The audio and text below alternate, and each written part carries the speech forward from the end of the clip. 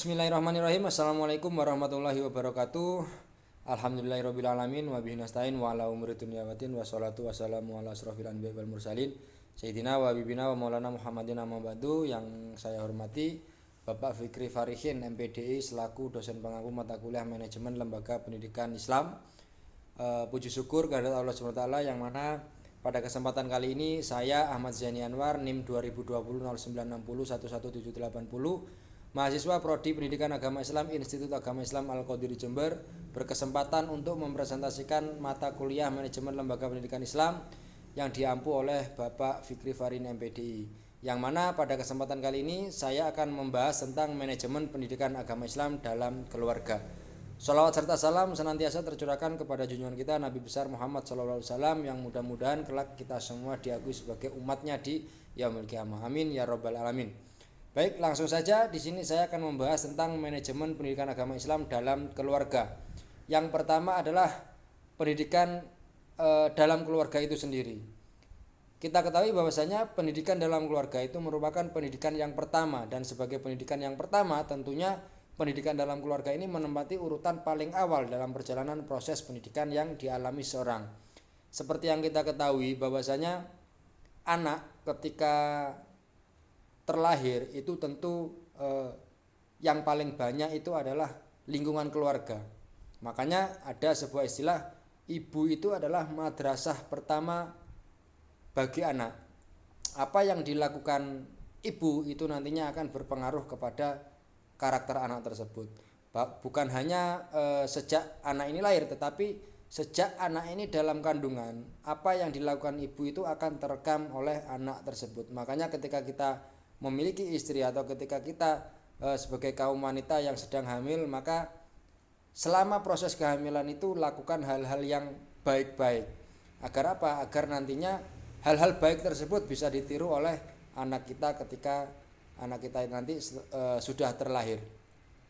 Nah, kemudian anak tersebut akan lebih banyak di lingkungan keluarga, sehingga apa yang dilakukan oleh keluarga nantinya akan terekam otomatis oleh anak kita. Nah, sehingga apa? Hal-hal baik, hal-hal buruk yang dilakukan oleh kita dalam keluarga itu nantinya akan terwariskan kepada anak tersebut. Makanya kita sebagai orang tua dituntut untuk selalu berbuat baik, khususnya ketika berada di depan anak-anak kita. Agar apa? Agar nantinya anak-anak kita ini bisa meniru hal-hal baiknya saja. Hal-hal buruknya mereka tidak mengetahui. Nah, untuk selanjutnya yaitu manajemen pendidikan agama pada anak. Manajemen pendidikan agama pada anak usia dini adalah sebuah usaha untuk mengelola, kemudian mengatur dan mengarahkan proses dari interaksi pendidikan antara murid, guru, dan lingkungan yang direncanakan serta dijalankan dengan sistematis untuk meraih tujuan yang diinginkan. Nah, kemudian yang berikutnya adalah manajemen pendidikan agama pada anak dalam keluarga karir. Kita ketahui bahwasanya keluarga karir itu adalah mempunyai peran ganda. Yang pertama sebagai tugas dalam rumah tangga yang bertanggung jawab terhadap pendidikan anak-anaknya, sedangkan yang kedua bertanggung jawab sebagai seorang pekerja terhadap pekerjaannya. Ya, tentu pekerjaan yang di luar rumah, sehingga apa? Waktu kebersamaan bersama anak itu sangat kurang sekali. Bahkan di era sekarang banyak sekali orang-orang yang lebih mementingkan karirnya daripada bersama dengan anak-anaknya. Ada orang tua yang menitipkan atau menyewa babysitter untuk kemudian merawat anaknya. Padahal hal ini sangat rentan sekali, sangat riskan sekali. Apa yang dilakukan oleh perawat anak tersebut nantinya akan dilakukan juga oleh anak kita. Nah, makanya kita sebagai orang tua seharusnya itu lebih mementingkan kebersamaan kita terhadap anak daripada kita mementingkan karir. Memang hal ini tidak salah karena mungkin tuntutan ekonomi dan sebagainya. Tetapi jika kita ingin menanamkan karakter anak yang lebih baik, itu alangkah baiknya jika anak tersebut itu selalu bersama kita. Karena apa? Apa yang anak lihat di sekitar mereka itu nantinya akan terekam otomatis dan tentunya akan ditiru oleh anak tersebut. Nah, kemudian yang berikutnya adalah manajemen pendidikan agama Islam dalam keluarga broken home. Nah, kita ketahui bahwasanya anak yang terlahir dari keluarga broken itu memiliki tingkat kenakalan dalam tanda kutip yang lebih tinggi daripada anak yang terlahir dari keluarga biasa atau keluarga yang bukan atau yang non broken home. Karena apa?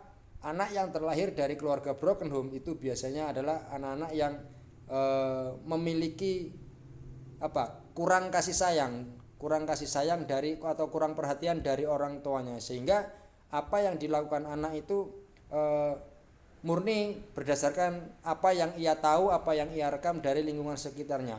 Apalagi ketika anak ini sudah jarang sekali bersama dengan kedua orang tuanya, sudah jarang sekali mendapatkan nasihat-nasihat dari orang tuanya, maka hal ini tentunya akan membahayakan bagi kelangsungan karakter anak tersebut di masa yang akan datang.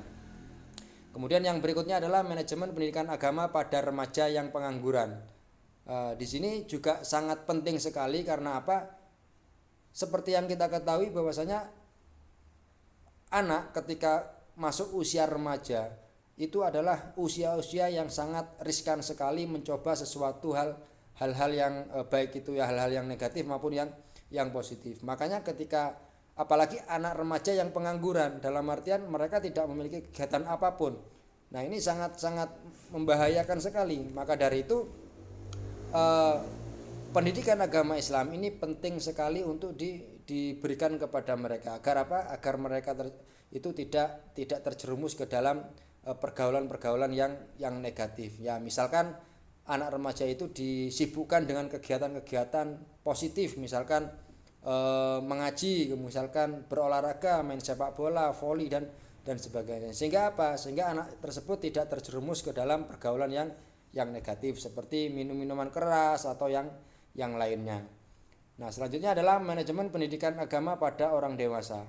Nah, manajemen pendidikan bagi orang dewasa itu dibagi menjadi 3 bagian. Yang pertama adalah orang dewasa yang sedang menghadapi pernikahan, kemudian orang dewasa yang baru saja menikah, dan orang dewasa yang telah lama menikah. Jadi masing-masing ini memiliki cara yang berbeda untuk melakukan atau menerapkan atau mengimplementasikan pendidikan agama kepada 3 tingkatan ini. Kemudian selanjutnya adalah manajemen pendidikan agama pada suami istri. Manajemen pendidikan suami istri ini sama-sama memahami dan mengamalkan ajaran agama secara sempurna. Dengan posisi suami memiliki beberapa kelebihan. Sebab suami memang memiliki kapasitas dan kompetensi untuk mendidik istrinya, sedangkan istrinya juga memiliki bekal yang cukup untuk menjalankan ajaran-ajaran agama sesuai dengan bimbingan yang diberikan suaminya. Maka kita sebagai seorang suami memang sudah seyogyanya untuk mendidik istri sebaik mungkin. Karena apa yang dilakukan istri tentunya ini akan berpengaruh juga kepada seorang suami. Kemudian yang selanjutnya adalah manajemen pendidikan agama pada orang tua.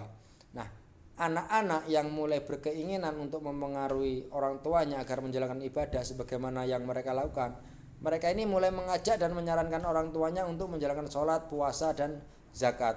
Hal ini sering kita temui. Banyak sekali orang tua yang tidak punya semangat, bahkan tidak pernah melakukan kegiatan agama seperti sholat, puasa, dan zakat, tetapi anaknya ini lebih pateng, lebih semangat, lebih greget untuk melaksanakan ibadah-ibadah tersebut. Nah, maka dalam hal ini seharusnya orang tua itu menjadi contoh. Orang tua itu memberikan contoh yang baik kepada anak-anaknya. Ketika anak kita disuruh untuk sholat sedangkan kita tidak menjalankan ibadah sholat, nah maka ini akan menjadi sebuah bumerang bagi kita. Ketika kita menyuruh anak puasa sedangkan kita tidak berpuasa, maka ini juga nantinya akan menjadi bumerang juga bagi kita. Maka alangkah baiknya jika kita sebagai orang tua itu memberikan contoh yang baik. Ketika kita meminta anak untuk sholat, menyuruh anak untuk sholat, maka paling tidak kita sebagai orang tua memberikan contoh terlebih dahulu kepada mereka. Nah, yang terakhir adalah manajemen pendidikan agama pada pembantu rumah tangga. Nah, pendidikan dalam pembantu di sini dibagi menjadi 2, yaitu yang pertama pendidikan agama yang dikhususkan pada pembantu, sedangkan yang kedua pendidikan agama yang dijadikan bekal dalam mendidik anak-anak majikannya. Seperti yang kita ketahui, orang-orang yang kaya, orang-orang yang memiliki pembantu misalkan, otomatis kebersamaan terhadap anak itu sangat minim sekali.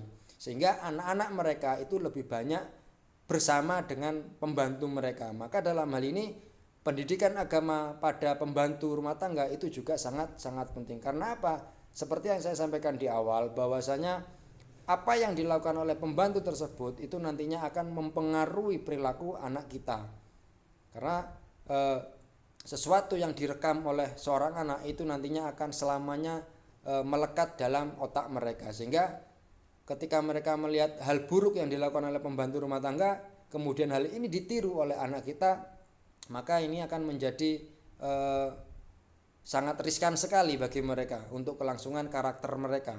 Nah, mungkin itu saja yang bisa saya sampaikan terkait materi tentang manajemen pendidikan agama Islam dalam keluarga.